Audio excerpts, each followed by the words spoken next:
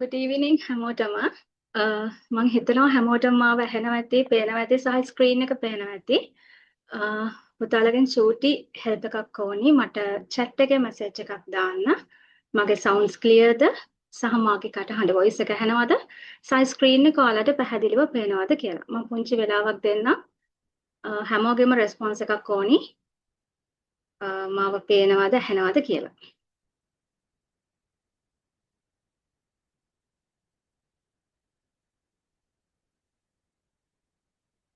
අපේ වෙබින එකේ join වෙලා ඉන්නවා මාත් එක්ක 8 දෙනෙක්. එතකොට ඔයාලා හැමෝගෙම රෙස්පොන්ස් එකක් මම බලාපොරොත්තු වෙනවා. හරි. එතකම් මම කන්ටිනියු කරගෙන යන්නම්. එතකොට first of all මට මේක කියන්න ඕනි. දැන් සාමාන්‍යයෙන් අපි මේ වගේ free webinar එකක් කරන්න හේතුව විශේෂයෙන්ම මෙතන ඉන්නේ grade 10 11 සිසුන් කියලා මම හිතනවා සජෙස්ට් කරනවා. එතකොට grade 10 11 සිසුන්ගේ විශේෂයෙන්ම නේද? දැන් ඔයාලා මේ අවුරුද්දේ grade 11 නම් අනිවාර්යයෙන්ම මේ අවුරුද්දේ O levels කරන්න වෙනවා. grade 10 නම් මේ අවුරුද්දේ ඉන්නේ next year එකේ O levels කරන්න සිද්ධ වෙනවා. ඉතින් එතකොට එයාලා වෙනුවෙන්ම තමයි අපි මේ program එක තියන්නේ. ඉතින්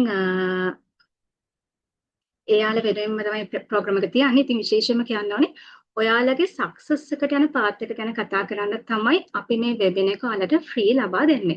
ඉතින් ඒ නිසා ඔයාලගේ support එක මට ඕනි. හරි සහයෝගය උපරිමයෙන් ඕනි.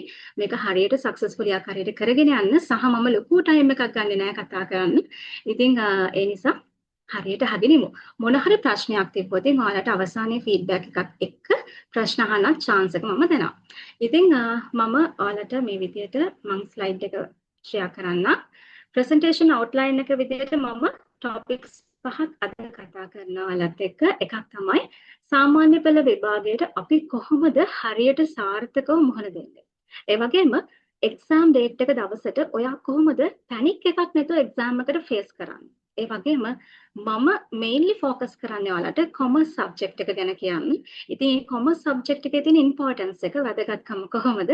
ඒ වගේම ඒක කළොත් ඔයාට මොන වගේ job opportunities ද ඉස්සරහට ලැබෙන්නේ සහ අවසාන වශයෙන් මම කතා කරනවා සමස්ත O-level විභාගයේ සම්බන්ධයෙන්ම සාර්ථකම ප්‍රතිඵලයක් ලබා ගන්න පුළුවන් short and sweet සහ ලේසිම මාර්ගය මොකක්ද? ඉතින් මෙන්න මේ කියන මාතෘකා පහ ගැන තමයි අද මම කතා කරන්නේ. කලින් කිව්වා වගේ ලොකු ටයිම් එකක් ගන්නෙ නෑ. මොකද ඔයාලගේ ටයිම් එක ගොඩක් වටිනවා. ඉතින් මේ වගේ දෙයකට ඔයාලගේ ටයිම් එක ඔයාලා වෙන් කරලා ලැබෙලා තියෙන්නේ නේද? ෆ්‍රී ටයිම් එකනේ. ෆ්‍රී ටයිම් එක වෙන් කරලා ලැබෙලා තියෙන්නේ. මේ ස්පෙෂල් ඩේ මේක මේ වෙබින එක ගොඩක් වැදගත් වෙන හින්දා ඒ නිසා මම ස්ටාර්ට් කරනවා ඉස්සරහට. මගේ self introduction එකක් දාලා තියෙනවා. ඉතින් self introduction එක කිව්වා. ඒ නිසා මම ආයෙසරක් කියන්න යන්නේ නැහැ. මගේ නම විහංගලියනගේ කියලා පුතාලා දන්නවා ඇති. ඉතින් මම commerce industry එකේදී ඔයාලගේ subject එක පැත්තෙන් වගේම A levels commerce subjects කරනවා. ඉතින් ඒ පැත්තෙන් මට 7 years අවුරුදු 7කට වැඩි පළපුරුද්දක් එක්ක තමයි මම ඔයාලත් එක්ක කතා කරන්නේ.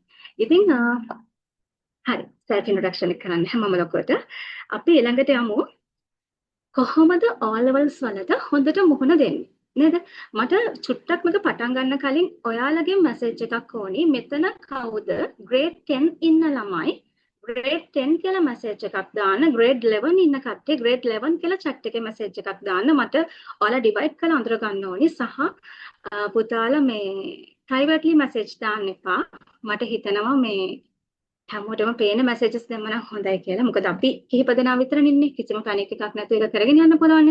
ඒ නිසා privately message දාන්න එපා. chat එකේ ඔයාලගේ ඉන්න ශ්‍රේණිය. grade 10ද 11ද කියන එක type කරලා දාගෙන යන්න. එතකම් මම continue කරගෙන යන්න. හරි. එතකොට අපි කොහොමද O-level exam එකට ඉහළ සාමාර්ථයක් එක්ක මුහුණ දෙන්නේ? එතන ප්‍රශ්නයක් තියෙනවා නේද? ඉහළ සාමාර්ථයක් කියන එක දැන් අපි හැමෝටම පාස් එක ගන්න පුළුවන්. පුතාලා දන්නවද? C6යි S3ක් ගත්තත් හරිද? ඒ වගේම C3යි S6ක් ගත්තත් ඔයාට A level කරන්න පුළුවන්. ඒකේ කිසිම issue එකක් නැහැ. හරිද? නමුත් අපිට C3ක් ගන්න නෙවෙයිනේ මෙච්චර මේ මහන්සි වෙන්නේ නේද? මෙච්චර ඔයාලා කැපවීමෙන් නේ grade 1 ඉඳන් nursery ඉඳන් ඇවිල්ලා අද වෙද්දි ඔයාලා හොඳ තැනක ඉන්නවා. එතකොට මේ වෙනකම් මහන්සි වෙන්නේ මේ C3ක් දාලා නිකන් අපි කියන්නේ අර ලාවට A level කරන්න යන නෙවෙයි. එහෙම කරන්න අවශ්‍ය නැහැ. මොකද ඔයාලා තාම සමාජයට ගිහිලා නැති හින්දා ඉන්ඩස්ට්‍රි එකට බහලා නැති හින්දා ඔයාලා දන්නේ නැහැ ජොබ් කම්පිටිෂන් එක කොහොමද කියලා. ජොබ් එකක් ගන්න තියෙන තරඟකාරීත්වය කොහොමද කියන එක පුතාලා දන්නේ නැහැ. හැබැයි මගේ එක්ස්පීරියන්ස් එක අනුව මම මේ කියන්නේ මොකද මමත් ඔයාලගේ වයස පහු කරලා ආවේ. ඉතින් මටත් ওই කාලේදී ලොකු බරපතලක් තේරුන්නේ නැහැ. මොකද ජොබ් එකක් ගන්න මෙච්චර ගොඩක් අමාරුද. අපි ඉගෙන ගත්තත් අමාරුද නේ. දැන් සාමාන්‍යයෙන් අපේ අම්මලා තාත්තලා කියන දෙයක් නේ. ඩිග්‍රී එකක් තිබ්බත් මෙයාට ජොබ් එකක් නැහැ කියලානේ. එහෙම කියනවා නේද? අනන්ත වාරයක් ඔයාලට ඇහිලා ඇති. ඉතින් එතකොට එහෙම ඇයි වෙන්නේ? එකක් තමයි අපි සක්සස් එක තෝරගන්නකොට අපි අපිටම ආවේනික වෙච්ච සක්සස් එකක් තෝරගන්න ඕනේ. දැන් මම පුතාලට මෙතෙන්දී ස්පෙෂල් ફોකස් කරලා කියන්නේ මොකක්ද? ඔයාලා O level exam එකට කොහොමද ඉහළම සාමාර්ථයක් ගන්නෙ? එකක් තමයි කාලසටහන. දැන් ඔයාලට ප්‍රශ්නයක් ඇති. ටයිම් ටේබල් එකක් කිව්වට මේ ටයිම් ටේබල් එක ඔයාගේ රූම් එකේ බිත්තිය ගහගත්ත කියලා ඕක කෙරෙන්නේ නැහනේ කියන එක. ඇත්තටම කෙරෙන්නේ නැහැ.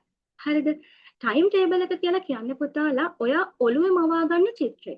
හිතන්නකෝ දැන් අද දවස දැන් 7:40යි. හරිද? ඔයාලා තව පැය 3-4කින් කැම කාලා නිදාගන්න යනවා. නිදාගන්න ඇඳට ගියාට පස්සේ ඔයා හිතින් මවනවා ඔයා හෙට දවස ප්ලෑන් කරන්නේ කොහොමද කියලා. නැතුව ටයිම් ටේබල් එකක් කියලා මම මෙතන ස්පෙෂල් ફોකස් කරලා තියෙන්නේ පුතාලට බිත්තියක ගහලා ලොකු කාලසටහනක් නෙවෙයි. එහෙම කරන්න පුළුවන් දරුවොත් ඉන්නවා. කිසිම ප්‍රශ්නයක් නෑ. ළමයින්ට ඉස්සරහට කරගෙන යන්න පුළුවන්.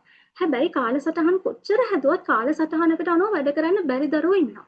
ඉස්සර මට ටයිම් ටේබල් එකකට අනුව වැඩ කරන්න පුළුවන් හැකියාවක් තිබ්බ නෑ. හරිද? අඩුම තරමේ පැය භාගයක් පැයක් එහා මෙහා හරි වෙනවා. මෙහා කෙසේ වෙතත් එහා වෙනවා. හරි. ඒකනේ නෝමල් පාත් එක. ඉතින් සමහරොන්ට නෙවෙයි බහුතරයක් දෙනාට කාලසටහනකට වැඩ කරන්න බෑ. හැබැයි ඔයා නිදා ගන්න කලින් විනාඩි 5ක් 10ක් අරගෙන ඔයාගේ හෙට දවස වලට ප්ලෑන් කරන්න පුළුවන් නම් මම මේ ටයිම් එකට නැගිටිනවා. මම මේ ටයිම් එකේ පාඩම් කරනවා. මේ ටයිම් එකේ බ්‍රෙක්ෆාස්ට් එක ගන්නවා. මේ ටයිම් එකේ ආයි පොඩ්ඩක් ඉන්ටර්වල් එකක් ගන්නවා. ආයි පාඩම් කරනවා. ආයි පේපර් එකක් කරනවා. නේද? මෙහෙම ඔයාට ටයිම් එක බෙදා හදාගෙන යන්න පුළුවන් නම් මම හිතනවා දවස් අවසානයේ ඔයාට හොඳ සතුටින් ආයෙ නිින්දට යන්න පුළුවන් කියලා. ඒ වගේම තමයි සක්‍රීය මතක තබා ගැනීම. පාඩම් කරන එක ගොඩාක් දරුවෝ කියන දෙයක් තමයි කොච්චර පාඩම් කළත් මතක හිටින්නේ. හැබැයි මම කියන ට්‍රික් එක බලන්න ඔයාලා දැන් සමහරු ඉන්නවා පාඩම් කරනකොට කිසිම දෙයක් ඇහෙන්නේ නැහැ. හරිම නිශ්ශබ්දව පාඩම් කරන තැන. එහෙම නැත්නම් තවත් සමහරු ඉන්නවා පාඩම කියවගෙන ගිහිල්ලා ඒ පාඩම කියවපු මතකේ එයා නෝට් එකක් ලියනවා. එහෙම දරුවෝත් ඉන්නවා. නැත්නම් තවත් සමහරු පාඩම කියවනකොට අනිත් කෙනාට ඇහෙන්නේ නැහැ. හැබැයි ටික වෙලාවක් යද්දී නිින්ද යනවා. නේද? ඒ වගේ ප්‍රශ්න තියෙනවා. හැබැයි අපිට පුළුවන් නම් ටිකක් හයියෙන් කතා කරන්න. දැන් මම මේ කතා කරනවා වගේ හරියට නිකන් ඔයාගේ ඉස්සරහා ළමයි දෙතුන් දෙනෙක් ඉන්නවා කියලා හිතාගෙන ඔයා ටීචර් වෙලා ඔයාට උගන්වන්න පුළුවන් නම් ඒගොල්ලන්ට නේද? ඒ කියන්නේ තවත් කෙනෙක්ට ඇහෙන විදියට ඔයාට පොඩ්ඩක් ශබ්ද නගලා කියවන්න පුළුවන් නම් මම හිතනවා ඒක තමයි හොඳම ක්‍රමය. මම යූස් කළෙත් ඒක. අදටත් මට එක්සෑම් එකක් ආවට පස්සේ මම යූස් කරන්නේත් මේ ක්‍රමය. හරිද? කට්ටිය හිටියත් කමක් නැහැ, ගෙදර අයට ඇහුණත් කමක් නැහැ. හැබැයි ලැජ්ජ වෙන දෙයක් නෑ නේද? පාඩම් කරද්දී අපිට ඒක අනිවාර්යෙන් ඉෂුව එකක් නැතුව ඉස්සරහට කරගෙන යන්න පුළුවන් වෙනවා. මොකද අනිත් විශේෂම දේ තමයි අපේ අවධානය වෙන පැත්තකට යන්නේ නැහැ. කොහෙත්ම යන්නේ නැහැ. අපි ටිකක් හයියෙන් කතා කරලා පාඩම් කරනකොට. අනිත් එක තමයි අපේ මානසික සහ ශාරීරික සෞඛ්‍යය. ශාරීරික ලෙඩ වුණත් මනස හොඳින් නම් අපිට වැඩේ කරගෙන යන්න බෑ. මනස හොඳින් වෙලා මනස නිරෝගී වෙලා ශරීරය ලෙඩ වුණොත් ඒත් කරගෙන යන්න බෑ. මනසයි ශරීරය කියන දෙකම පුතාලා සමබරව ස්ථාවරව නිරෝගී වෙන්නම ඕනේ. නේද? පාඩම් කරන දරුවෙක් විදියට අනිවාර්යයෙන්ම අපිට විභාගය ගැන ටිකක් විභාගය ලං වෙන පැනික් එකක් ඇති වෙනවා. බයක් ඇති වෙනවා. හරිද? බය වැඩි කමකට කැම ගන්න හිතෙන්නේ නැහැ. නේද? කොච්චර රසට කැම ටික අම්මා හදලා තිබ්බත් කන්න හිතෙන්නේ නැහැ. නේද? ඒ වගේම තමයි අපිට ඕනි කරන විදිලාවට නේ නිින්ද යන්නේ නැහැ. සමහරවිට කොච්චර ඇඳට වෙලා පැය 2-3ක් හිටියත් නිදා ගන්න වෙන්නේ නැහැ. නිින්ද යන්නේ නැහැ. ස්ට්‍රෙස් එක වැඩි. ඔයා පැනික් වෙලා ඉන්නේ.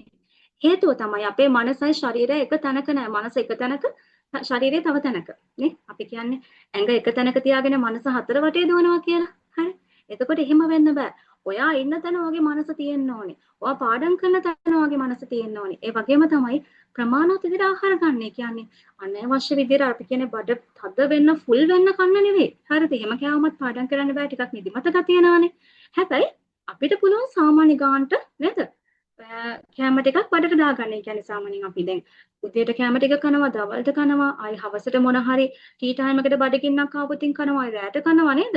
එතකොට ඔයා කන ප්‍රමාණයක් තියෙනවනේ. ඒ ප්‍රමාණයට කැම කාලා නිරෝගී වෙන්න ඕනේ. නොකන අපි පාඩම් කළා කියලා පුතාලට එහෙම ලොකු ප්‍රතිඵලයකට යන්න බෑ. හරි?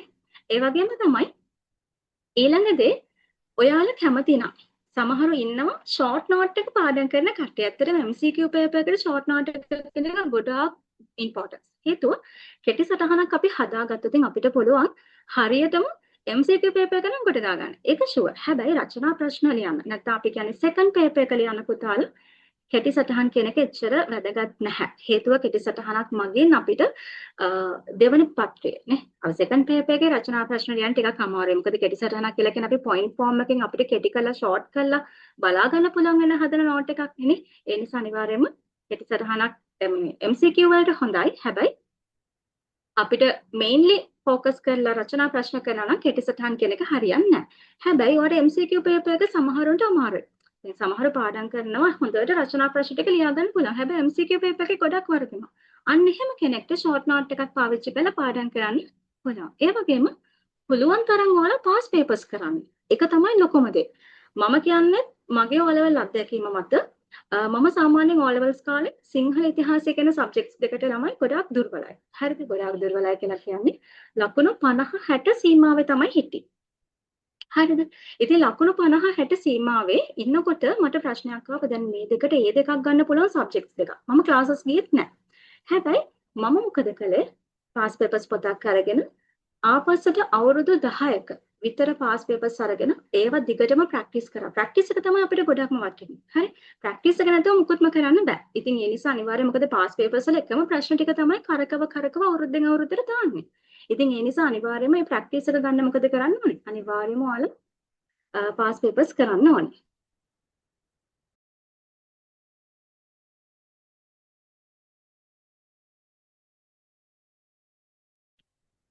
සෝරි. එතකොට ඒ විදිහට පාස් පේපර්ස් ටික කරන්න. මොකද පාස් පේපර්ස් කරද්දී ඔයාලට ප්‍රශ්නයනේ ස්ටයිල් එක අඳුර ගන්න පුළුවන් සහ හරි වෙලාවට ටයිම් එකකට ඔයාලට පේපර් එක ලියන්න පුළුවන් ආකාරයට ඔයාගේ මනස ඔයාගේ හත හැදෙනවා. හරි? ඉතින් මෙන්න මේ ට්‍රික්ස් ටික ඔයාලා අනුගමනය කරලා බලන්න අද ඉඳන් නේ මේ වෙබිනාර් එක ඉවර වෙච්ච වෙලාවෙ ඉඳන් ට්‍රික්ස් ටික අනුගමනය කරලා බලන්න අනිවාර්යෙන් සතියකට පස්සේ ඔයාලා මැසේජ් එකක් දාලා කියන්නකෝ කොහොමද වෙනස කියලා නේ කලින්ට වඩා වෙනසක් අනිවාර්යයෙන්ම එන්න ඕනේ ඔයාලගේ ජීවිතේ. හරි?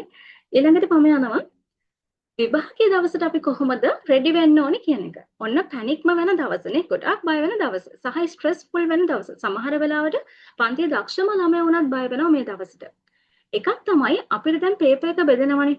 පුතාලට පේපර් එක බෙදුවට පස්සේ විනාඩි 10ක කාලයක් දෙනවා ඉන්ස්ට්‍රක්ෂන්ස් කියවන්න. නේද? ඉන්ස්ට්‍රක්ෂන්ස් වගේම ඔයාලට ප්‍රශ්න තෝරගන්න තියෙනවා නම් සෙකන්ඩ් පේපර් එකේ තෝරගන්න තියෙන්නේ නේද? ෆස්ට් එකේ තෝරගන්න බෑනේ. ඒතර ෆස්ට් එකේ නම් ඔක්කොම ප්‍රශ්න කරන්න ඕනි. සෙකන්ඩ් පේපර් එකේ නම් ඔයාලට ප්‍රශ්න තෝරගන්න පුළුවන්. ඒතරම් ප්‍රශ්න තෝරගන්න තියෙනකොට ඔයාලට විනාඩි 10ක කාලයක් දෙනවා. ඔයා දක්ෂ, ඔයා දන්න කියන ඔයාලට හොඳටම ලියන්න පුළුවන් ප්‍රශ්න ටික තෝරගන්න. ඒ නිසා මොකද කරන්නේ? ප්‍රශ්න පත්‍රයේ මුල සිට අගට A to Z කියවන්න ඕනේ. හොඳට ඉන්ස්ට්‍රක්ෂන්ස් ටිකත් එක්ක ප්‍රශ්න ටික කියවලා ඔයා හොඳටම ලකුණු ගන්න පුළුවන් ප්‍රශ්න ටික ඔයා තෝරලා වෙන් කරගන්න ඕනේ. ඊට පස්සේ මොකද කරන්න ඕනේ? දැන් සාමාන්‍යයෙන් ගොඩාක් අය කියන දෙයක් තමයි ඔය සිංහල වගේ වට ලියන්න වෙනවා ටිකක් ඡේද ගණන්. හරිද? ඔය විචාර වගේ දේවල් ඉතින් බුලට්ස් පොයින්ට්ස් දාලා ලියන්න බෑ. කරුණු වශයෙන් ලියන්න බෑ. අනිවාර්යයෙන්ම පැරග්‍රාෆ් වයිස් වෙන් කරලා ලියන්න වෙනවා. හැබැයි සමහර කරුණු තියෙනවා විශේෂයෙන් කොමර්ස් සබ්ජෙක්ට් එකේ ඒවා එහෙම පැරග්‍රාෆ් වයිස් ලියන්න දේවල් නැහැ. හරි අනිවාර්යයෙන්ම ඔයාලට බුලට් පොයින්ට්ස් අපි කියන්නේ කරුණු වශයෙන් ලියන්න පුළුවන්. කරුණු වශයෙන් ලියනකොට ඔයාගේ ප්‍රශ්න පත්‍රය බලන කෙනාට උනත් හරි ආසාවෙන් ලස්සනට පැහැදිලිව බලන්න පුළුවන් නේද? මොකද ඔයාගේ පේපර් එක හරි පිළිවෙලයි, පැහැදිලි නේද? සහ එයාට හොඳ ඔළුවට හොඳ අයිඩියා එකක් යනවා. ඔයා හොඳට පේපර් එක ලියපු කෙනෙක් කියන එකනේ. ඒ නිසා අනිවාර්යයෙන්ම ඒ විදිහටම කරුණු පැහැදිලි කරලා ලියන්න ඕනේ. සහ පුළුවන් තරම් අවසාන විනාඩි 10 ඉතුරු කරගන්න ඕනේ. ඔයාගේ පේපර් එක සෙකන්ඩ් චෙක් කරන්න. හරියට ප්‍රශ්නාංක දාලාද? ප්‍රශ්නාංක වල අණු කොටස් දාලාද? අර අමතක වෙච්ච කොටස් ටික ලියන්න හිස්තැන් තියපුව ෆිල් කරලාද? ඔයාගේ එක්සෑම් ඉන්ඩෙක්ස් නම්බර් එක හරියට දාලාද? කොළ ටික හරියට අමුණලාද? මේ සියලු දේ නේ අඩුපාඩු ගොඩාක් අහුවෙනවනේ අවසාන විනාඩිය දෙකේ වුණත්. ඒ නිසා අවසාන මොහොත එනකන් ඉන්නතෝ පුළුවන් තරම් විනාඩි 5කට 10කට කලින්වත් පේපර් එක ලියලා ඉවර කරන්න. ඉවර කරලා මුල ඉඳන් අගට ඔයාලගේ ගැටලු ටික ප්‍රශ්න ටික බලන්න. එතකොට ආයෙසරයක් රිමයින්ඩ් කරගන්න පුළුවන්. ඔයාට අමතක වෙච්ච දෙයක් වුණත් ඒ වෙලාවට මතක් කරගන්න හැකියාව තියෙනවා. හරි. ඉතින් ඔන්න ඔය කියන කරුණ ටික අනිවාර්යෙන් ඔයාලගේ එක්සෑම් දවසට පිළිපදින්න කියලා මම හිතනවා. ඒක හොඳටම ඔයාලගේ ඉම්පෝටන්ස් එකක් ගන්න පුළුවන් එක්සෑම් එකට ගියාට පස්සේ. හරි. දැන් මම කිව්ව පුතාලට මේක පටන් ගන්නකොටම මම මේ සබ්ජෙක්ට් එකේදී මේ වෙබිනාර් එකේදී වැඩිපුරම ફોકස් කරන්නේ කොමර්ස් ගැන. මොකද මම ඔයාලට ටීච් කරන්නේ කොමර්ස් සබ්ජෙක්ට් එක grade 10 11 අයට. ඉතින් ඇයි අපි කොමර්ස් ඉගෙන ගන්න ඕනේ? කොමර්ස් ඉගෙන ගන්න එකේ ඉම්පෝටන්ස් එක මොකක්ද? නේද? කොමර්ස් කියන සබ්ජෙක්ට් එක ඇවිල්ලා මේ ඊයේ පෙරේද අපේ සබ්ජෙක්ට් එකක් නෙවෙයි ළමයි. ගොඩාක් කලින් ඉඳන් සමහර විට ඔයාලගේ අම්මලා තාත්තලා ඉගෙන ගන්න නැති මේක ගැන. ඔයාලගේ ආච්චිලා සීයලා ඉගෙන ගන්න නැති එච්චර කාලෙක ඉඳන් තියෙන සබ්ජෙක්ට් එකක්. එකක් තමයි දැන් මේ වාණිජ්‍ය විෂය නැත්නම් කොමර්ස්. නැත්නම් අපි කියනවා මේකට accounting and business studies. නැත්නම් business and accounting studies. ඔය නම් හිපේකෙම කියනවා මේකට. ඉතින් කොමර්ස් ඉගෙන ගත්තොත් ඔයාට මොනවද ලැබෙන්නේ? මොන වගේ දේවල් ටිකක්ද ලැබෙන්නේ කියලා තමයි අපි කතා කරන්න යන්නේ. එකක් තමයි දැන් අපි හැමදේම කරන්නේ මොකටද? හොඳට කාලා බේලා හොඳට ලස්සනට ඇඳලා කරලා ඉන්න. එතකොට හොඳට කාලා බේලා ඉන්න අය අපි ඉගෙන ගන්නෙ. ඉගෙන ගන්න ජොබ් එකක් හරි නේද? ඔයාට යන්න පුළුවන් වෘත්තීය මාවතට යන්න. ඒක බිස්නස් එකක් වෙන්න පුළුවන්. රැකියාවක් වෙන්න පුළුවන්. ස්වයං ව්‍යාපාරයක් වෙන්න පුළුවන්. ඔයා කැමති ඔයා දක්ෂ පැත්තෙන් ඔයාට earn කරන්න. නේ? earn කරන්නත් අපිට දැනුම තියෙන්න ඕනේ නේද? උගත්කම කියන දේ බුද්ධිමත්කම කියන දේ අපි උපරිමයෙන් හදා ගන්න ඕනේනේ. ඉතින් අන්න ඒ දෙයට විශේෂයෙන්ම ඔයා කොමර්ස් නැත්නම් මේ වාණිජ්‍ය විෂය කියන එක කරන එක වඩාත් හොඳයි. එකක් ඔයාගේ මූල්‍ය සාක්ෂරතාවය වර්ධනය වෙනවා. මොකක්ද මේ මූල්‍ය සාක්ෂරතාවය කියලා කියන්නේ? පුතාලා ඇයි මේ ස්ක්‍රීන් එකේ අඳින්නේ? වැරදිලාද අඳුනේ? මම නම කියන්නම් සැම්සුන් කියන ලියු වෙලා නේ. වැරදිලාවත් මේක අඳින්න එපා. ස්ක්‍රීන් එක තියෙන්නේ ඔයාලට අඳින්න නෙවෙයි. හරි? වැරදිලාවත් අඳින්න එපා කිව්ව එක මට ඩිස්ටර්බ් සහ බලන් ඉන්න අනිත් අයට ඩිස්ටර්බ්. හරි? ඕකේ. හරි. එතකොට මූල්‍ය සාක්ෂරතාවය වර්ධනය වෙනවා. එකක් තමයි දැන් අපි සමහර අය කියනවා කියන දෙයක් තමයි ඔයාලටත් ඇහෙලා ඇති. අම්මා තාත්තා කියන දේවලුත් ඇහෙලා ඇති සමහරවිට මේ සම්බන්ධයෙන්.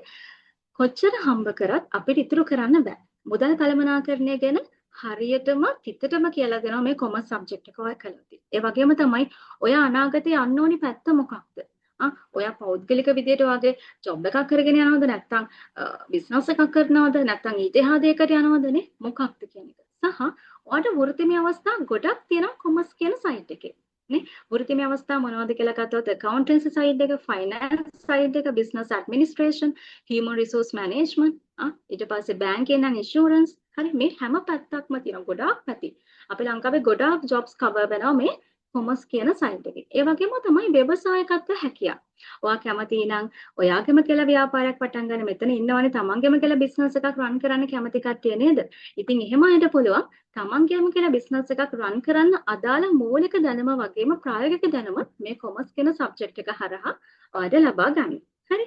ඊළඟට එකක් තමයි ආර්ථිකය ගැන. දැන් මේ තියෙන ආර්ථිකයත් එක්ක පුතාලට හිතනවා ඇති එන්න භාණ්ඩ හා සේවාවල මිල ඉහළනවා. නේ? ඒ කියන්නේ උද්දමන තත්ත්වයක් ඇති වෙලා තියෙනවා.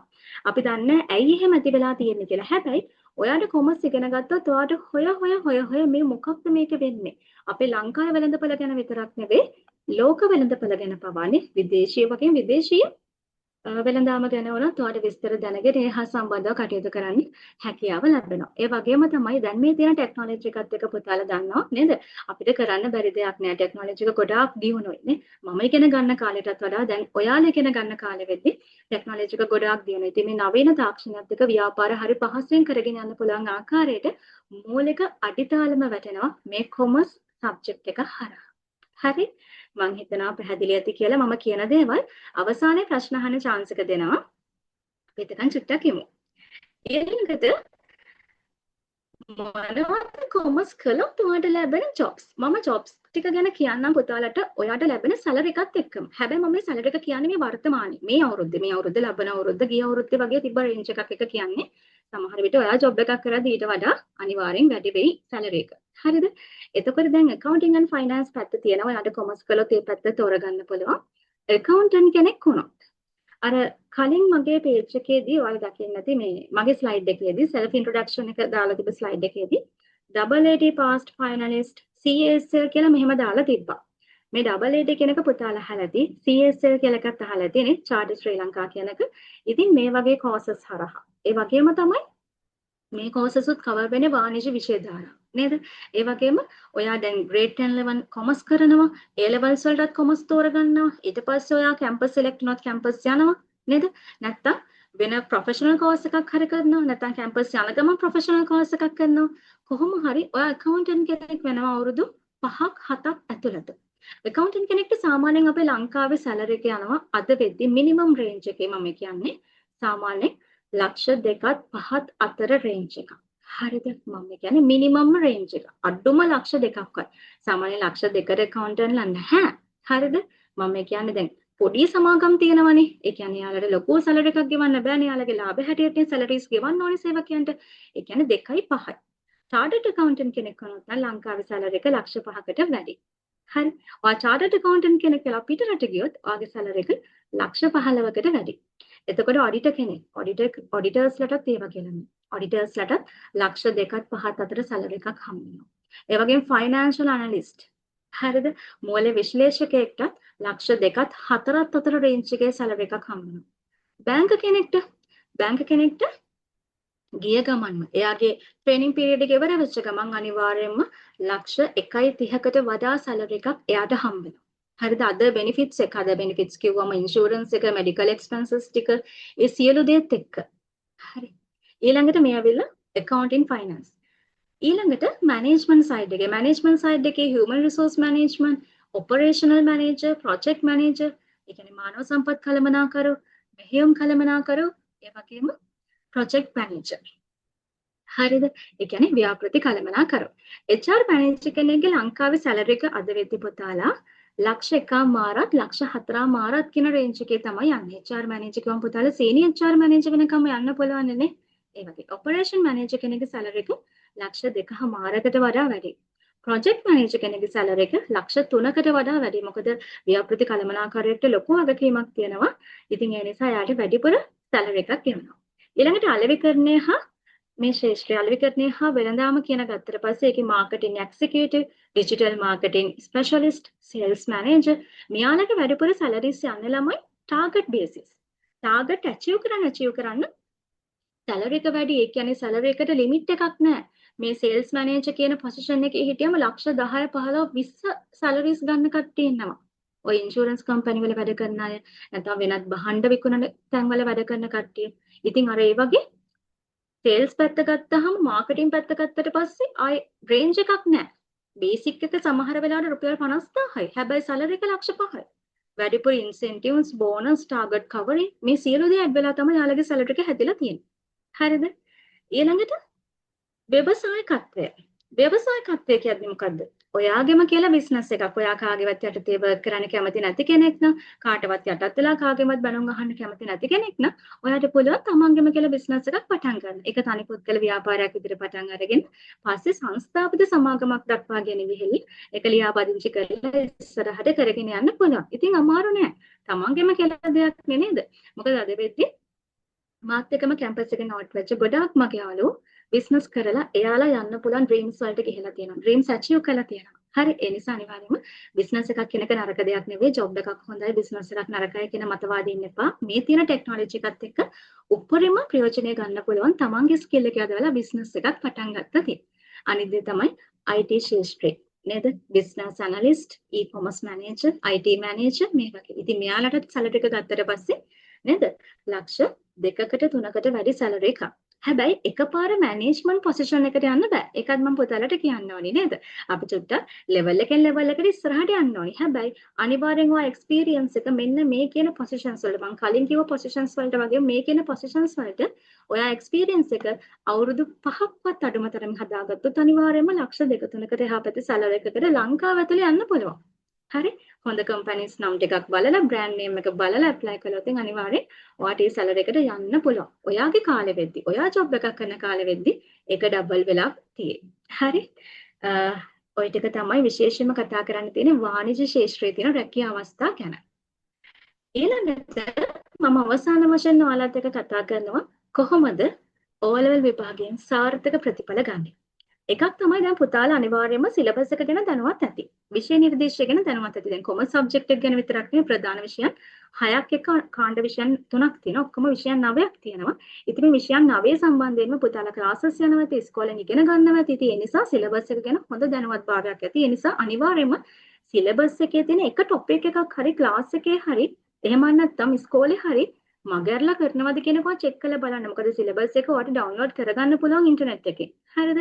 ඒ වගේම ඔයාලට ප්‍රැක්ටිකලි විදියට ඔයාලට පාවිච්චි කරන්න පුළුවන් ටයිම් ටේබල් එකක් හදාගන්න. ඒක තමයි ගොඩක්ම වැදගත්. ඒ වගේම ඔයාට පුළුවන් ප්‍රශ්න වලට හරියටම එන ටික දැන් පාස් පේපර්ස් කරද්දී තේරෙනවා මේ ප්‍රශ්න ඇදලා තියෙනවා. අපි හිතමුකෝ රචනා ප්‍රශ්න ගත්තා කියලා සෙකන්ඩ් පේපර් එකේ. සෙකන්ඩ් පේපර් එකේ පළවෙනි ප්‍රශ්නේ පළවෙනි පාඩම් දෙකෙන් නම් ඔයා ඒ ප්‍රශ්නේ තෝරගන්න නම් ඔයාට මේ පාඩම් ටික ફોකස් කරලා. ඒ ප්‍රශ්න හැදිලා තියෙන පාඩම් ටික විතරක් ફોකස් කරලා ඔයාලා පාඩම් කරන්නත් පුළුවන්. මම මගේ ක්ලාසස් වලදී කොහොමද මේ දේවල් වෙන්නේ කියලාත් කියලා දෙනවා ඔයාලට. ඒ වගේම පුළුවන් තරම් පාස් පේපර්ස් කරන්න ඕන. පුළුවන් තරම් මොඩල් පේපර්ස් කරන්න ඕන. හරි ඒක තමයි ගොඩක්ම වැදගත් දේ. අපිට මතක තියාගන්න පුළුවන් අපි පාඩම් කරපු දේවල් හරියටම අපි පාඩම් කරලාද කියලා බලා ගන්න පුළුවන් ක්‍රමවේදය ඒක. සමහර දරුවෝ කියන දෙයක් තමයි කොච්චර පාඩම් කරත් එක්සෑම් එකක් ලියා ගන්න බෑ කියන්නේ. හේතුව එයා පේපර්ස් කරන්නේ නැති එක. එයාට මතක හිටිනවා පාඩම් කරන්නත් පුළුවන්. හැබැයි අත්හුරුවක් නැහැ. අත්හුරු වෙන්නයි ඕනේ. මොකද එක්සෑම් එකට ගියාට පස්සේ පුතාලගෙන් කටින් ප්‍රශ්න අහනව නෙවෙයිනේ. අපි අතින් ලියන්න ඕනේ. ඒ නිසා අත්හුරුව කියන එක ගොඩාක් වැදගත්. ඒ වගේම තමයි අපේ මානසික ඒකාග්‍රතාවයනේ. මනස බිඳ වැටෙනොත් ඒ මුකුත්ම කරන්න බෑ. මනසින් කඩන් වැටෙනොත් මුකුත්ම කරන්න බෑ. ඒ නිසා මනස කියන එක සෞඛ්‍ය සම්පන්නව තියාගන්නනේ.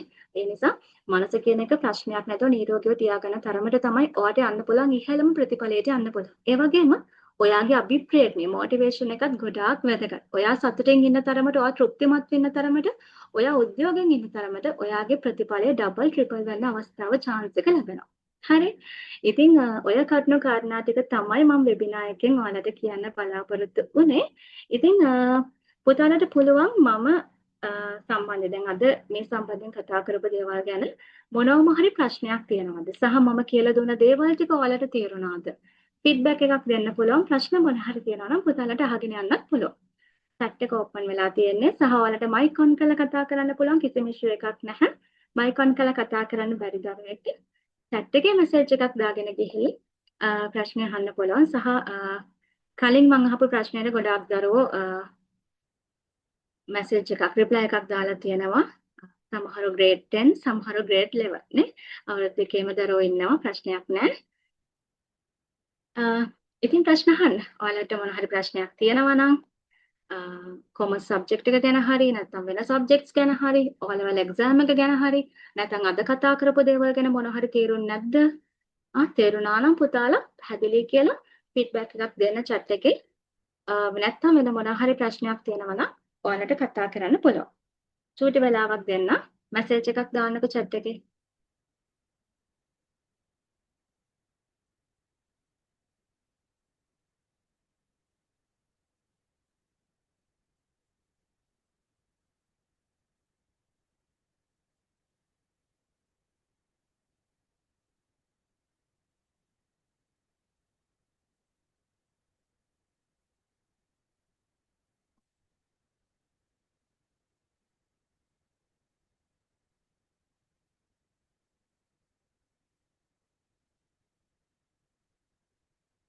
මැසේජ් එකක් ඇවිල්ලා තියෙනවා grade 11 අයට O-level වලට කලින් syllabus cover කරන්න පුළුවන්ද? ඔව්.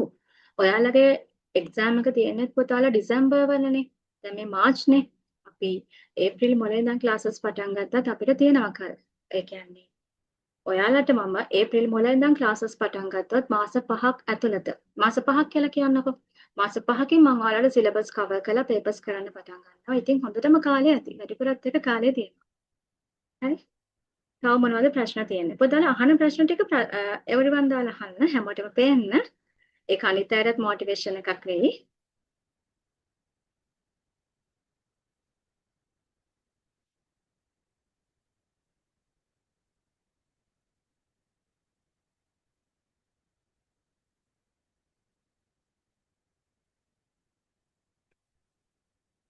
අනිත් දරුවන්ට ප්‍රශ්න නැද්ද? සහ ෆීඩ්බැක් එකක් දෙන්න පුතාලා අපේ වෙබිනාර් එක සම්බන්ධයෙන්. ඔයාලට කොහොමද මම කියලා දුන්න දේවල් ටික පැහැදිලිද? තේරුණාද? හොඳයිද? ඔයාලා හැමෝගෙම ෆීඩ්බැක් එකක් මම බලාපොරොත්තු වෙනවා.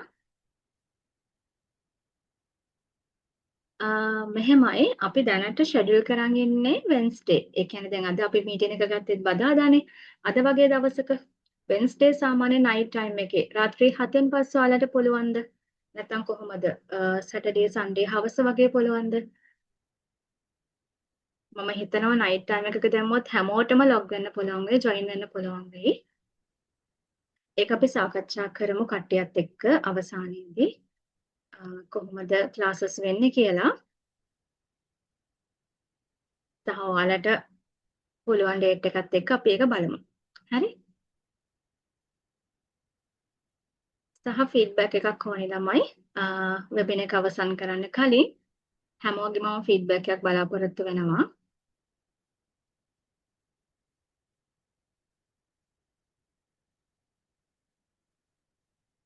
ප්‍රශ්න මොන හරි තියෙනවා නම් අහන්න පුළුවන්.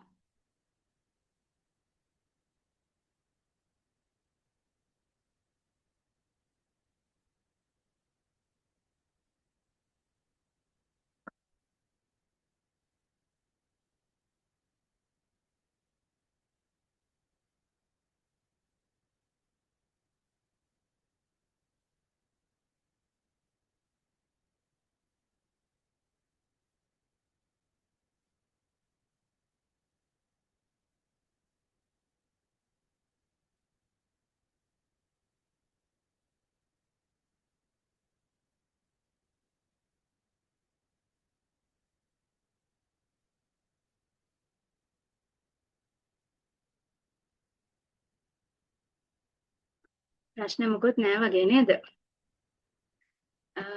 ඕකේ. එතකොට මේක ඇවිල්ලා ෆ්‍රී වෙබින එකක් විදිහට පුතාලට තිබ්බේ. ඉතින් අපේ ක්ලාසස් වලට ජොයින් වෙන්න කැමති අයට ජොයින් වෙන්න පුළුවන්. එතකොට ඒ වගේම තමයි ක්ලාසස් අපි ස්ටාර්ට් කරනවා මාර්ච් අන්තිම ඉඳන්. ඉතින් මාර්ච් අන්තිම සතියේ ඔයාලට ෆස්ට් වීක් එක විදියට ෆස්ට් ඩේ එක විදියට ෆ්‍රී ජොයින් වෙලා බලන්න පුළුවන් කොහොමද ඔයාලට ගැලපෙනවද කියන එක. ඒ වගේම මේ ගැන යාළුවන්ට ෂෙයා කරන්න. ඒ වගේම තමයි තව දෙයක් ගොඩාක් වෙලාවට දැන් අපි හැමෝමත් එක්කම ක්ලාස් එක ස්ටාර්ට් කරනවා නම් හැමෝමත් එක්කම දාලා දවසක් දාලා අපි කතා කරලා ඔයාලා හැමෝටම කම්ෆර්ටබල් සුදුසු මේ දවසක් දාගමු. හරි? වෙන මොකද ප්‍රශ්නයක් නැති එක එහෙනම් මම මීටින් එක එන්ඩ් කරන්නම්. මම හිතනවා මොකද ප්‍රශ්න නැති ඇති කියලා. එහෙනම් thank you හැමෝටම good night.